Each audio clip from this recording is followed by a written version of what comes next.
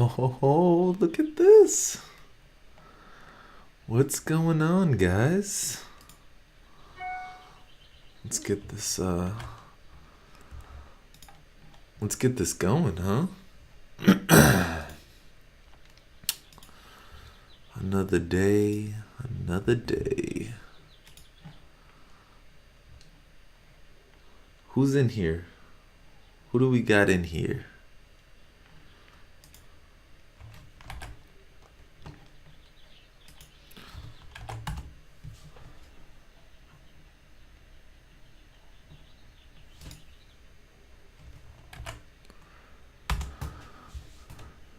Here we go. Another day.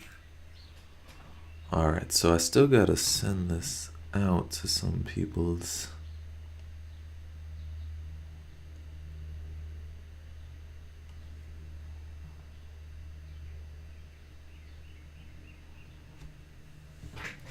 It's not too bad.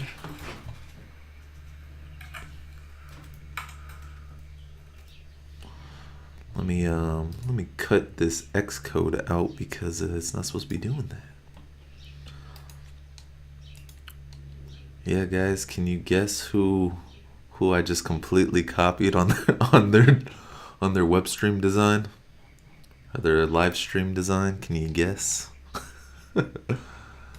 I copied Brian Vung. I watch a lot of his videos whenever I have the chance. And I really like his setup, so I'm trying to be like him. But yeah, we're about to get into it right now. I just want to share this link with other people's so that we can get the discussion going in case other people have questions, and I could just I can answer them right now. Cause who doesn't want to have their questions answered, huh? Everybody wants to have their questions answered. No more questions. Where are you guys at? What countries are in here right now? I just want to know that. You guys coming from US, India? Where are you guys coming from? Because most of my statistics say that you guys are in US, and then after US, I believe it's India. So let me know about that. Let's see.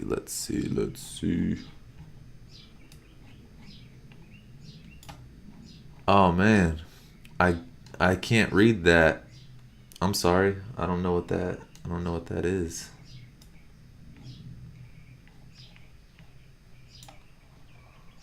I can't read that question. Could you put it in English, and then I would love to answer it? USA. Yeah, USA. That's good. A fellow American that goes through the struggles as me. Let's see. I want to just post this real quick, and then I will get into answering some of your guys' questions. Going live. Boom. Like that. And then maybe on Twitter. Maybe.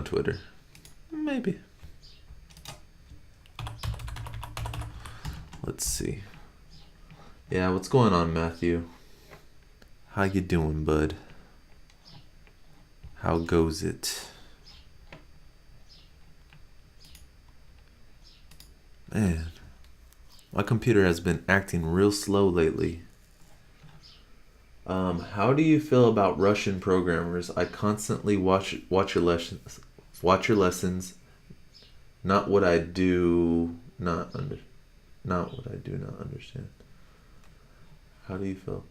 How do I feel about Russian programmers? Well, one, I'm not really racist, so I don't really care if you're Russian. Not like I don't care in a mean way. I'm not trying to be mean. I'm just saying, like, it doesn't matter to me where you're coming from. personally. That's kind of small, huh? Let's see what we can do. And we adjust it like that, put it like that, like that. All right. And then maybe do that. That won't help. Anyway, yeah, so as for Russian programmers, I don't have opinion really about them. I mean, there's no reason why I would be mad or anything like that. I don't know. Like, have you experienced something that has made you feel like, Americans don't like Russian programmers? I mean, I honestly don't even hear about Russian programmers really. But I know that there's programmers all over the world. I just never really hear about Russian programmers in general. But yeah, I mean, fine with me. And then I constantly watch your lessons. Not what I do not understand. Not what I do not understand. I think you only watch the stuff that you don't understand. I think that's what you're saying. So, yeah. I mean, I'm here to provide a service. I'm trying to help you guys out, become better developers, and break down things in the way that I would want them broken down. So, yeah, that's probably why I ramble a lot more than most of the other YouTubers. And my videos are considerably longer, but not necessarily more, like, not better necessarily, just longer, because I like to, I just like to go over everything in a way that I would understand it if I didn't know what was going on. So there's that. Yeah. All right, guys. So as you can see below, I do have my Instagram and Twitter. If you're not following me on those, I'd appreciate it if you did. Mostly the Twitter, if anything, just because you guys usually have questions on like whatever you're working on, and then you want to reach out to me, and then you want to ask me questions. But the problem is that you usually do it in the YouTube comments, which I don't blame you for. I mean, you're already on here, right? But the problem with reaching out to me on YouTube comments is that, one, I only look at the YouTube comments maybe like twice a week, and it's when I'm doing my commute out to Santa Monica on Tuesdays and Thursdays. If I do get time during like the weekend or some other time where I'm just being lazy, I'll try to answer them then, but I really don't go through the YouTube comments very often, whereas I'm on Twitter almost every day.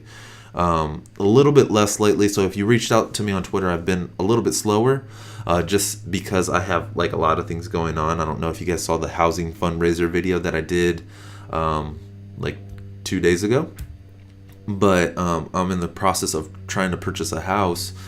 I don't know how likely that is, but yeah.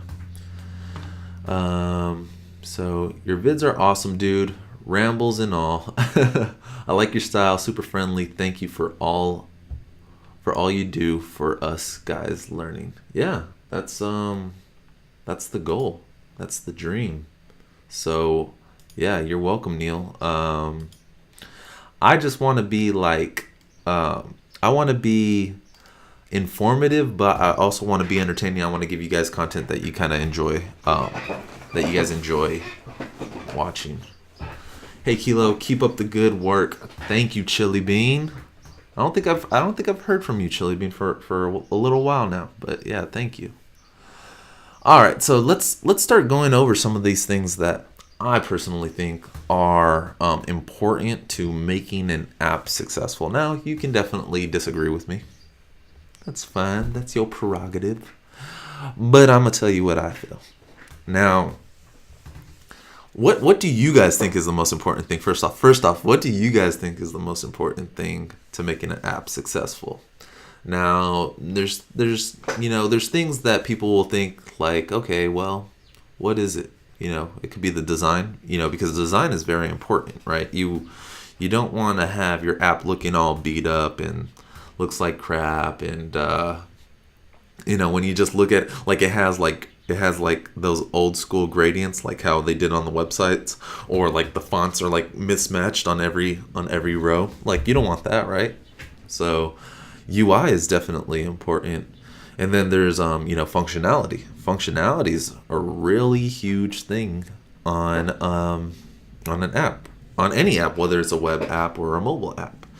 Now, yeah, because why is somebody going to download your app, right? Because they're trying to solve some type of problem that they have, whether it's they feel like they want to reach out to more people and they want to communicate, which like you do like through social networks like Facebook or Twitter, things like that, or they just want to share pieces of their life like on Instagram and they want to take pictures, or maybe it's like a utility app where it's just like something where it's just a flashlight where you just press one button and it goes, right? So that's also important, having the functionality, whatever your app is supposed to do, make sure that it does that thing, right? Because what's the point of having an app that doesn't do the thing that you want it to do? Okay, so there's that. And then there's user experience. So UX. UX is also a very important thing. And the reason for that is because if you have an app that just doesn't feel right, it does everything that the user wants, but it just doesn't feel right, and when they're trying to use it, it's just so confusing. Like me on Snapchat, right? I'm pretty young. I work on apps for a living, but I never got on Snapchat simply because it was too confusing. I could not figure that I felt like the UX was like a terrible thing. I thought UX was terrible on Snapchat. I still do. Well, I don't know what the new one is. I heard that they just recently redid some stuff, but the UX I feel is just terrible on Snapchat, and that's what actually ended up making me delete it. I was like, man, this is ridiculous. I can't figure this thing out. It's not like intuitive, things like that. So I just ended up deleting it. I wanted to be on a social medium where my friends were doing all these things and posting all these snaps, but I just couldn't because I hated the app. I hated the user experience. I mean, it looked really nice when you had a full screen camera and you were able to do something like that, but I just hated the user experience. So user experience is pretty important.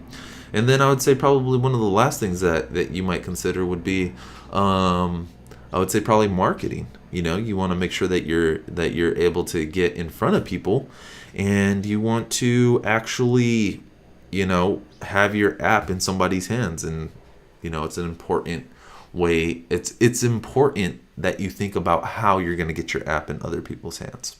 So when it comes to what's most important for making an app successful out of all those things that I've already stated, I'm going to have to go with the marketing.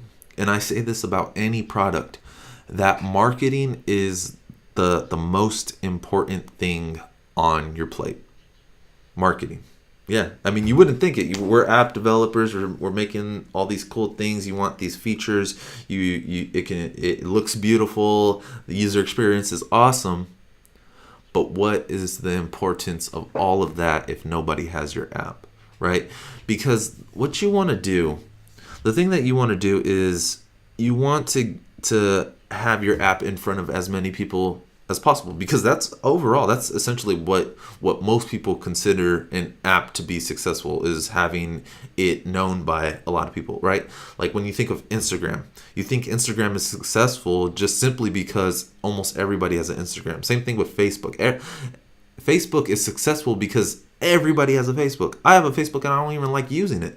People have Facebook and they don't even use them, but they just have to have a Facebook just because everybody else has a Facebook, because that's their marketing. Like that's part of their marketing. It's so important to have it's called market share, right? You want to be the king of that space, right? Whatever that space, whatever you are, whatever your app is trying to accomplish, right? Whether it's social media, whether it's a utility app or some type of game, you want to have a market share, which means that you are on a good percentage of devices that can possibly download download this app, right? So you want to be on as many devices as possible, and the only way that you're going to be able to do that is through marketing. Marketing, whether it's word of mouth, putting out like Facebook ads, doing like email campaigns, things like that. Whatever the marketing is, it doesn't really matter. Honestly, it really doesn't matter.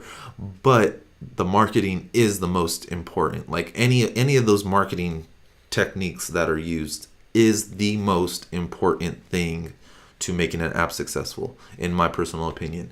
Because like I said, if it's not in somebody's hands, if somebody can't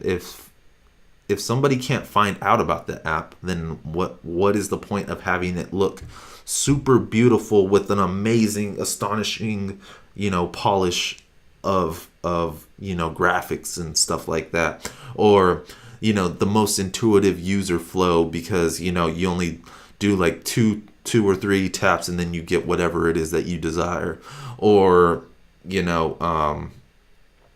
or you have all these features that it can do so simply, but nobody's using them. So that's the most important thing in making an app successful. Now, something that you can and should do to guarantee your success after that marketing is also keep track of your analytics, which I consider part of the marketing job, is tracking analytics, because you need to know what's working for your marketing, right? Maybe your word of mouth. So maybe you need to just speak to more people, or just have somebody show more people, right? You need to have word of mouth marketing. So that means something inside the app where they can reach out to a friend or invite a friend to the app or something like that.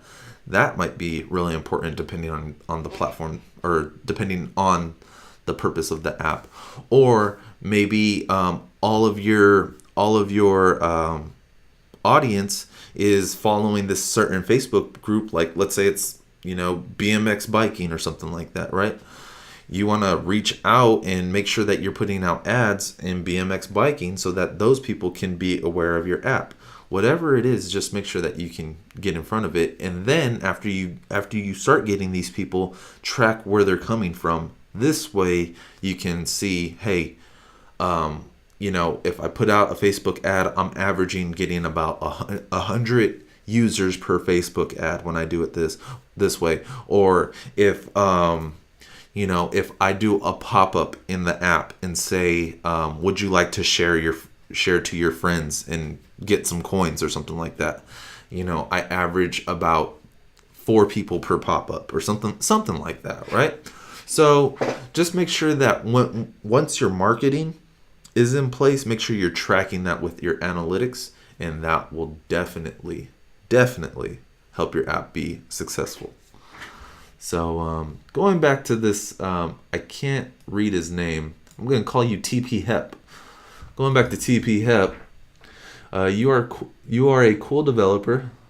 Yeah, you bet your sweet ass I am. All the lessons you have are good, although I do not know English anyway, thanks. I'm sitting with an interpreter listening to your lessons. Thank you, brother, for the lessons. Absolutely. I love to help you guys out. My goal is to be a full-time teacher. That's the end goal. I just want to teach you guys some cool stuff, because it's kind of for a selfish reason, honestly.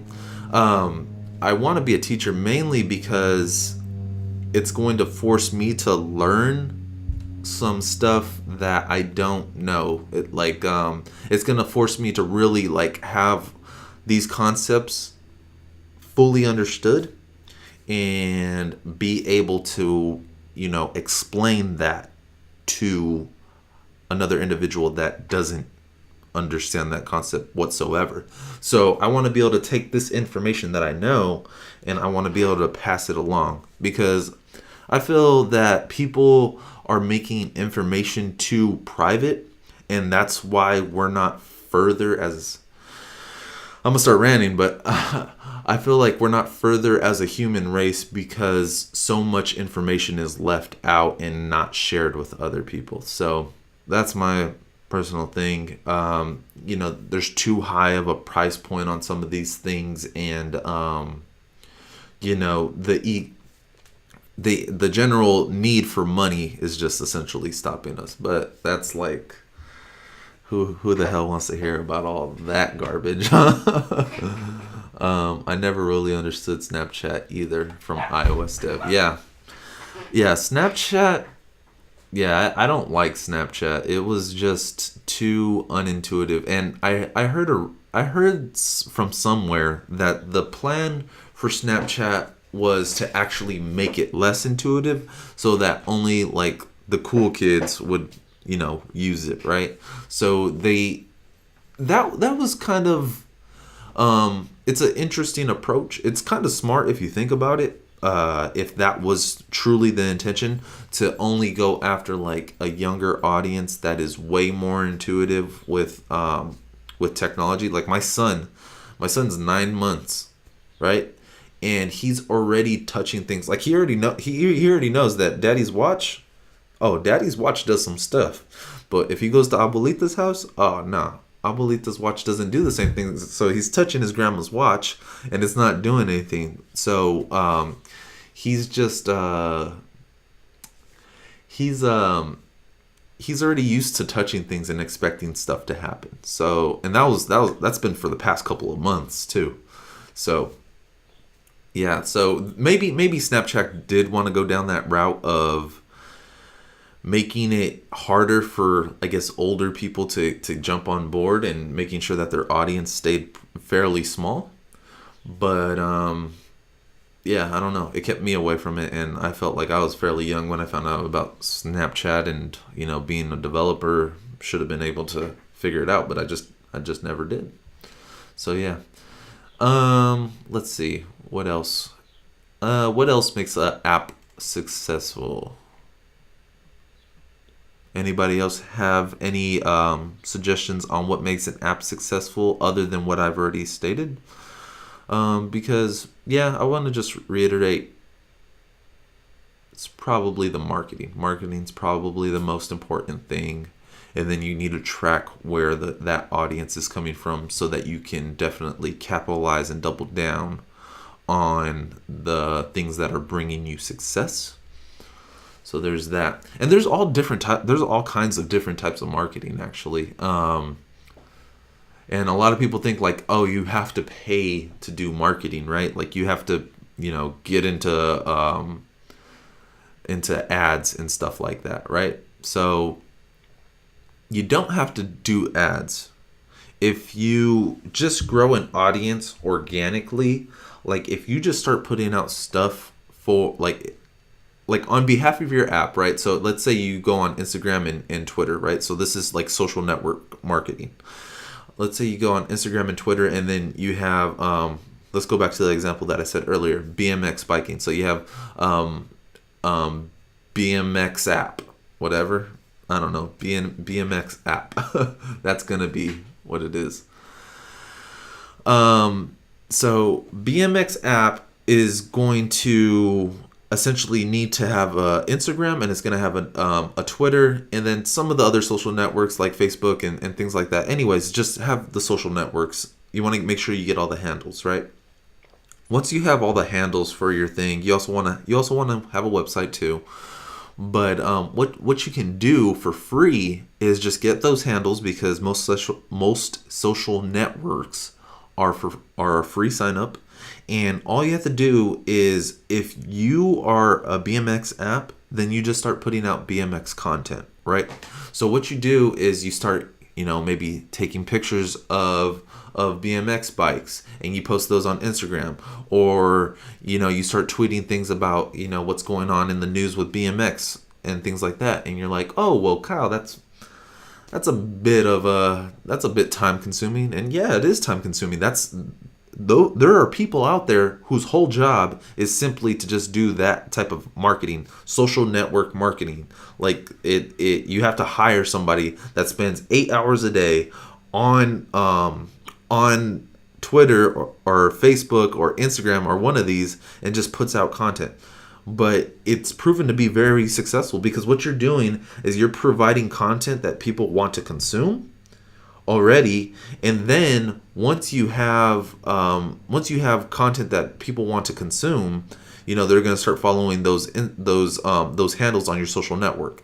Once you have them on your handles, once they're your audience or your followers on those social networks, that's when you can kind of start placing in, you do self-promotion where you start saying, hey, there's this on the BMX app, or, you post like 2 or 3 tweets about great news, and then maybe your BMX app, is an aggregator of BMX content or something like that. And then you just post it in the, and you say, hey, or maybe you take a screenshot, right? You take a screenshot of the BMX app and then you put that up there. So those are a couple of those are the best ways to do your marketing, is to do it organically. Because then, and when I say organically, I just mean like you're not paying for those users. You're just putting out content, letting them kind of come to you, and then providing them with more value by offering an app, which those users would obviously like because that's what they're interested in. So yeah. But yeah, marketing can be free and cheap, so you don't have to go directly to spending right away. Let's go back up. Yeah, so I think Ba P said branding. Yeah, so branding was what I was talking about. Branding, it could be a personal brand, it could be, a product brand. You could just do branding. That's essentially what I'm talking about. Branding on social networks is what I was talking about. What's stopping you from being a full-time teacher? Right now, what's stopping me is I'm currently in the process. Well, one thing that's stopping me right now is I'm currently in the process of buying a house, right, guys? So once again, I'm going to say it again. I need your help. If you guys watched my last live stream that I did, it's the fundraising one, the daily content / fundraising. I'm offering my services for very cheap in order to help me get this house. And then once I get that house, I'll be able to, start moving up and doing some of these things. But going back to the main question of what's stopping me from being a full-time teacher, that is just simply, I'm still building my way up to that point. I'm networking, and I'm actually teaching a class. I'm teaching a class in April. It's going to be a boot camp. It's 12 weeks. It's going to be two days a week, from 6 p.m. to, I think from 6 p.m. to 10 p.m.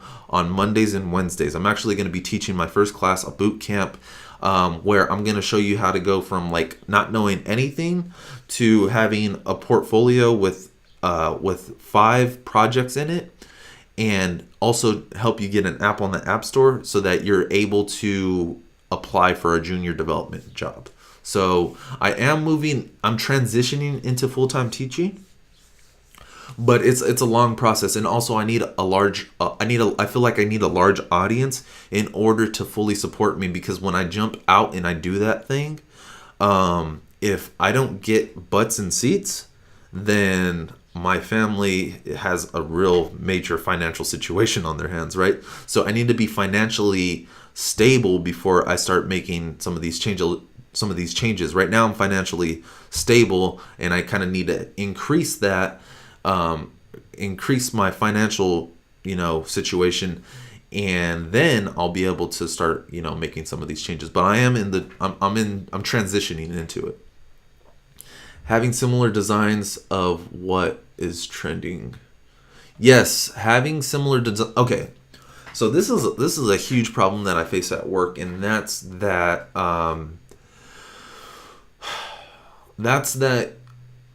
developers a lot of the time don't make great designers.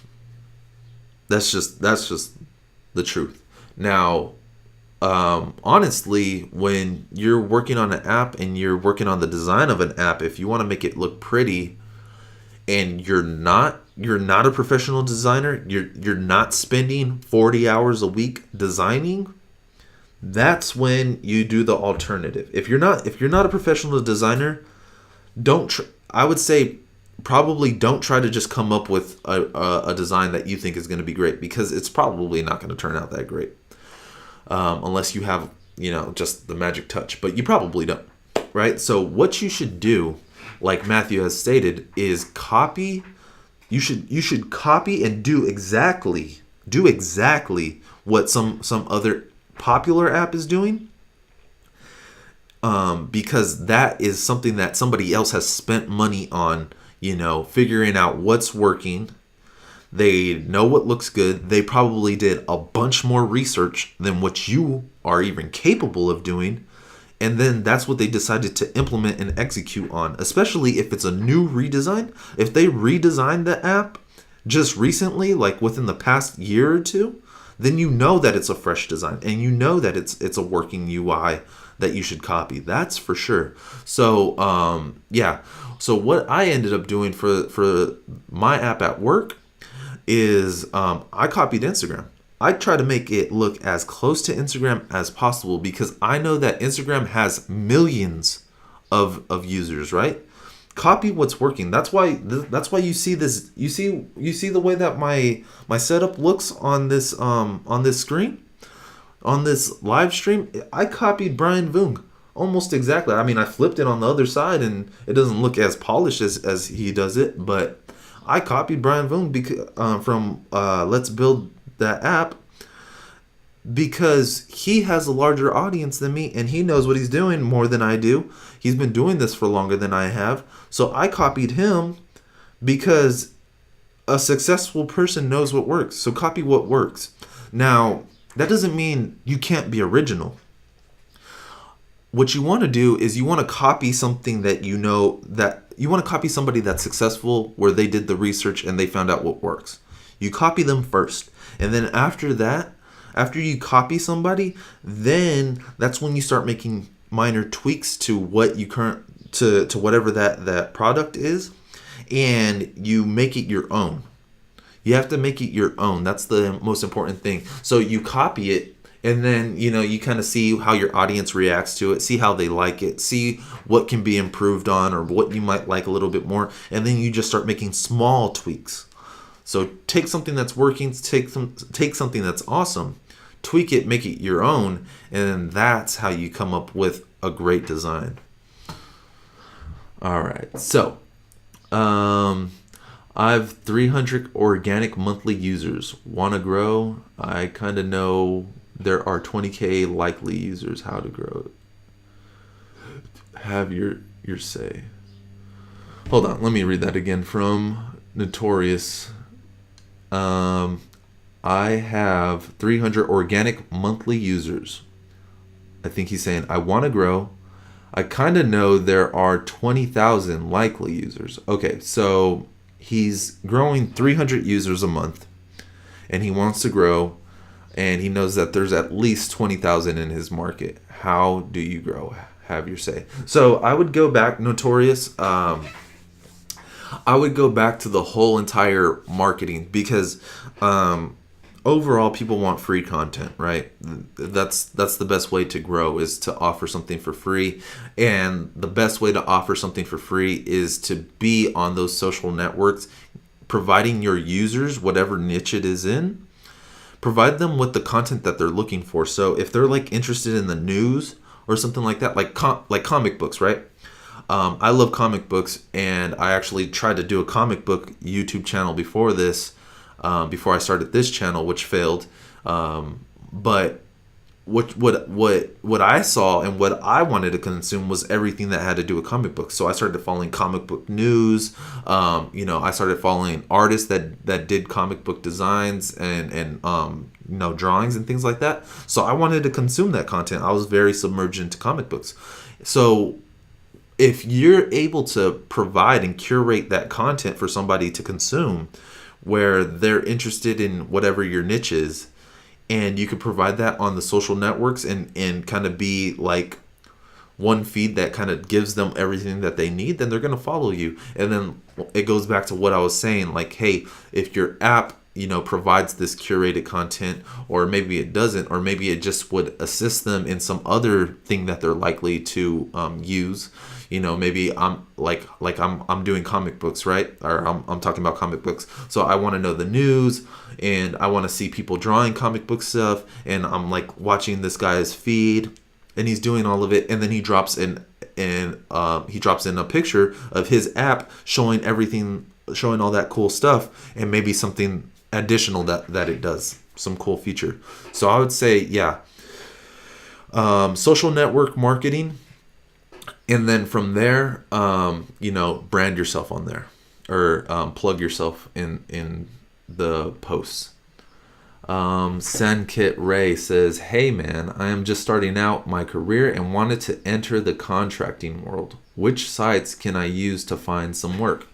I would say the easiest site to find, well, I don't use sites, right? So I haven't had any great luck with sites, but what you could do is you can go to upwork.com. That's UPWORK.com. And they have one of the largest places where you can find gigs, right? So the only problem with starting out contracting is that it's very hard, and it's a very competitive marketplace, especially when you go to a website that everybody knows about. So it's very hard to get going on those sites, and it's actually not the approach that I would recommend for somebody that's just starting out. I posted my devlog yesterday on 10 tips on what will help you get hired. I would highly recommend that you watch that, and then go through all those 10 tips, and do each of those things as much as possible. Now, I know that you're probably looking to get into work right now, as soon as possible, right? Because that's how I was when I was looking for a job. I want to get a job right now. I can't do everything that you're just saying. I just want to start, right? So I hear you. The best way to do it is the best way, honestly, to get some contracting work is to offer a cheap price to somebody that you know, or is a friend of a friend, right? Or some type of family member or something like that. Somebody that you have like an actual connection with. You're not just some random person from the street, right? You reach out to that person and offer them a really cheap gig, or like offer your services for very cheap, is what I'm trying to say. When you offer your services for very cheap, you just say, "Hey, you know what? I'm looking to build up my resume. I'm looking to start this off as my career. And the only way that I'll give you this cheap price is if we do it through Upwork," right? So what you do is you make the connection in person, or maybe on the phone or Facebook, or however you make the connection, and you talk to them about it. Say that you're offering a cheap price, and then you say, "I only offer this cheap price for two reasons. I need a reference in the future, so when I'm looking for more work in the future, I use you as a reference. And two, we're doing it through Upwork. All the paperwork and everything is done through Upwork, which means that you take Upwork is going to take a cut of whatever you're going to be making, but what it does is it shows that you have experience on Upwork. So that's one way to kind of cheat the system, and you can kind of get your foot in the door. So on your Upwork profile, at least you have something as opposed to nothing, and it kind of gives you a better chance than somebody that's in your current situation. So I hope that helps. I think building a product users love is the most important in making it successful. It's very important. Like the user has to love it, and they have to keep wanting to come back to it. But making it like so that's very important. But you have to make it so that people want to share that, right? So it kind of goes back to that marketing. And I would say, an app that a user loves deeply would need to have some type of call to action for that user to share that app with other people and make it as easy as possible. Because your app might just be a utility that just helps that person, right? Like let's say it's just a flashlight app, right? And everybody's phone has a flashlight on it now, but before it didn't. So let's say back in the day when you're like making a flashlight app and whatever, that's great. Now you have a flashlight app, but most of those apps never said, hey, invite your friends or share this app with your friends if you found it useful or something like that, right? Because if you tell your user and make it as easy as possible for them to share it, marketing, then that's what's going to really make your app successful. Because a app that that 50 users love is great, but it won't necessarily mean that it's successful. Because I think when I think successful, when I think of a successful app, I think that it's in a lot of people's hands and that it can probably be easily monetized. And unless you're in a lot of people's hands, the monetization, living off of that monetization is probably unlikely. All right. Bapi said, just got here. Can you tell me again about the fundraising thing, where you're offering your services? Yeah. So the fundraising it's for my housing. We just ran into this huge wall where we need to come up with $17,000 in like the next two to 4 weeks, pretty much, right? So things are kind of not looking so great on our side for getting the house, but we're still gonna try for it. There's still opportunities and options that can happen. So we're really fighting for it because I'm tired of renting. I hate renting. I used to do real estate, and after I got out of real estate, I just realized, I was like, oh my god, I can't believe I'm renting. It's literally the stupidest thing that I can do. And I've wanted a house since that point, and that was like 3 or 4 years. That was like 4 years ago. No, that was 5 years ago. Wow. So that was 5 years ago that I was in real estate, and I figured out that I didn't want to rent. Now, the fundraising thing is I'm offering different services. If you want to purchase a raffle ticket for $20, that has the opportunity of getting you, a chance at winning 3 hours of mentoring. If you come in at $50, you get access to the Slack community. $100, that would be that's guaranteed mentoring, which is a $300 value. 3 hours of mentoring, which is a $300 value. If you come in at $500, that would give you lifetime access to all my exclusive content that I plan on putting out sometime this year. $1,000 would get you, and everything's retroactive, so you get everything and below, right? $1,000 gets you all the merchandise and books that I ever plan on putting out for development or being a developer, essentially. And then $5,000, if you were to purchase that, then what I would do is I would buy your in 2019 I would buy you a ticket to any conference that you wanted, to any developer conference that you wanted. So I would try to get you your money back, essentially. So yeah, it's all for me and my family to get into a house. That's what it's for. So I have an app which shows prayer times for my religion. I want to send an automatic notification when the prayer time comes. Do you know how I can do that? Yeah. So that's actually fairly easy. You would just set up a local notification, and you would have it set at a specific time. The only thing that you would really want to do is you would want to just make sure that it's localized, that the time is localized, so that you can make sure that they're not in a different time zone and they're going to get a different prayer time. But that's an amazing app. I really like that idea. Wish I would have thought of it first. That's a good utility app. I like that. But yeah, set up local notifications, and I would just be careful. I would just be careful with the sound. Just make sure that it's kind of a more muted sound, like a lower something, not. You don't want that, because if it goes off a little bit late, you don't want prayer to be interrupted by that sound. And you can also do it with Firebase, as Matthew said. So yeah. Yeah.